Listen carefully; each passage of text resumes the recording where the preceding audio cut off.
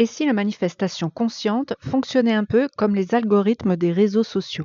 L'algorithme de TikTok, par exemple, va observer ce que tu regardes, il va noter le temps d'attention que tu y accordes, il va détecter avec quoi tu interagis et du coup, il te montre davantage de ces contenus-là. Il ne crée pas ton monde, mais il amplifie ce sur quoi tu portes ton attention. Donc d'une certaine manière, on peut dire que ton cerveau fonctionne de la même manière. Alors du coup, ce sur quoi tu focalises ton attention se renforce. Ce qui génère également une émotion est priorisé. Et ensuite, ce qui est répété crée une sorte de câblage dans ton cerveau. Le système d'activation réticulaire te montre alors davantage de ce type d'informations.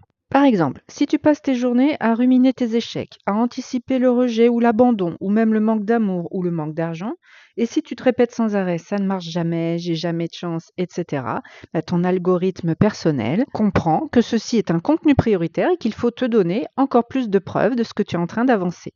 Il te sert donc plus de souvenirs négatifs, il te montre plus de signaux de rejet et des situations où c'est plus risqué, où ta peur va se développer, où il te rend les opportunités qui pourraient être bonnes pour toi invisibles à ton système d'activation réticulaire qui ne les voit même pas, il ne les sélectionne même pas.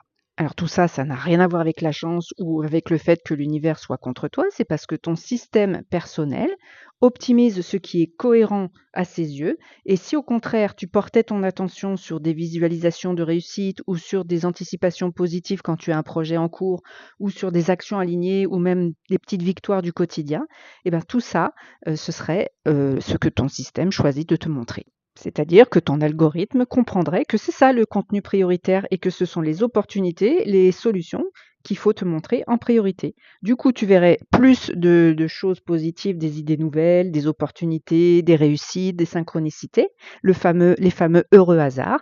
Du coup, c'est ton algorithme qui les sélectionne. Alors, on pourrait dire que la manifestation consciente, c'est tout simplement reprogrammer ton algorithme par la répétition intentionnelle de ton attention, de tes émotions, de tes actions, jusqu'à ce que ton cerveau sélectionne, interprète et crée des actions cohérentes avec la vision que tu as choisie. L'idée, c'est ni plus ni moins de modifier les filtres avec lesquels tu regardes le monde. Du coup, en conclusion, on pourrait dire que TikTok te montre plus de ce que tu consommes d'habitude comme contenu.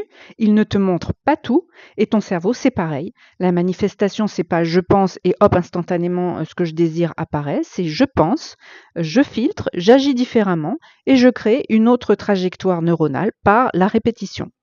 C'est comme en forêt, quand vous marchez toujours au même endroit, vous et tous les autres randonneurs, cela va finir par créer un sentier parce que c'est toujours là, au même endroit, que on passe, on repasse et ainsi de suite.